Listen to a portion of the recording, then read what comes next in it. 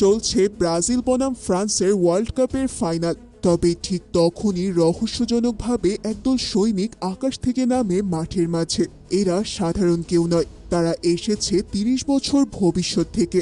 তাদের দাবি ২০৫১ সালে পৃথিবী ধ্বংস করে দিয়েছে এক রাক্ষসী এলিয়েন, তাই বাঁচতে হলে সবাইকে ভবিষ্যতে গিয়ে যুদ্ধ করতে হবে। কিন্তু কারা সেই এলিয়েন, আর কিভাবেই বা তারা পৃথিবীতে এলো?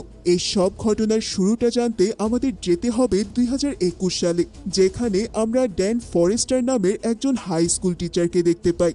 কিন্তু ক্লাসরুমে বসে বাচ্চাদের বায়োলজি পড়ানো তার কাছে কখনোই স্বাভাবিক মনে হয়নি, কারণ ড্যান একসময় আমেরিকার আর্মির একজন অভিজ্ঞ কমান্ডার ছিল। ফলে সেই সময়ের রোমাঞ্চকর লাইফ সে এখনো ভুলতে পারেনি। তার স্ত্রী এমি আর ছোট্ট মেয়ে মিউরিকে নিয়ে তার মোটামুটি সাধারণ জীবনই কাটছে, কিন্তু ভেতরে ভেতরে সে জানে এই জীবন তার জন্য না। তাই সে প্রতিনিয়তই বিভিন্ন